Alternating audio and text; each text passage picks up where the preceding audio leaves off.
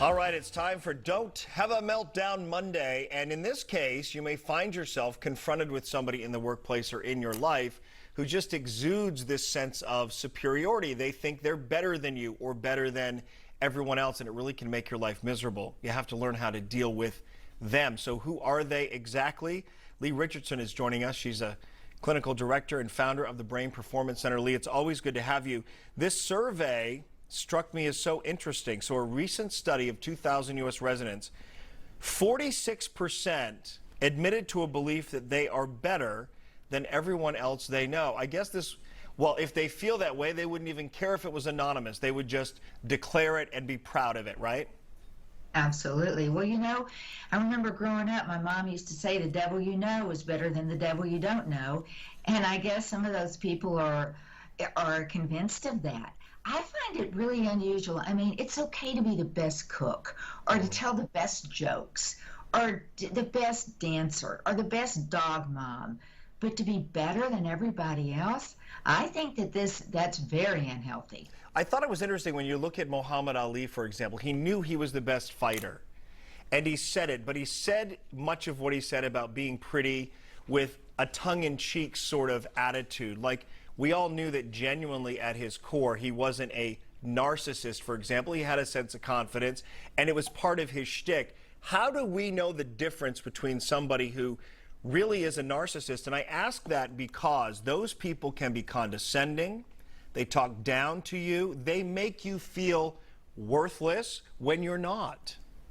Well, first they start off love bombing you and convince you that you're just the most special thing. And they mirror what you want, and they mirror who you are, and they try to prove to you you have a lot in common. Absolutely. And then when they feel like they have the position, they just treat you like you don't even count. She knows. She's dealt with it. She does. That was the look of a woman who's like, I think I'm dating a narcissist. But it's not just dating a narcissist and the gaslighting that goes along with it, that manipulation that's so covert that you don't even realize it's happening until she just broke up with a narcissist. I'm wondering, in the workplace, how do you deal with it? Well, that's going to become a lot more complex when we all go back to the workplace. When I read that survey, has the last year really changed the way that we view life? We've been more isolated and we've been more separated. And when we have to go back into the workforce and deal with everybody, it's going to be more complex. Yeah, do you believe that if you are judging others in some cases or accusing others of things, that you really are raising a red flag about who you are? Are you projecting? And how are we able to be self-aware enough, even if we're confident but not a narcissist, self-aware enough to keep ourselves in check, especially when maybe, as you say, we're not surrounded by people in the workplace and haven't been a lot of people for the last year? Well, I think we have to check in with ourselves, and sometimes we need to have someone very close to us, check in with them. Hey, how am I doing? Because I think that we have been separated, and we've been caught up in our own stuff, and we start to think that our own stuff is the only stuff that matters. And as we emerge and we go into a new normal, we're going to find that we're all going to have some empathy. I think that's the key. Yeah, it sounds like what you're saying is we need to rediscover what empathy is, and we need to step back from ourselves and know that our problems aren't the only problems. I think about those poor folks who now are left without a home over the weekend after severe weather, and they've already been through it once just a year earlier, a year or more earlier. We need to think about others more, don't we? We absolutely do. And we need to think about how we can help others instead of gloating on ourselves, on how wonderful we are.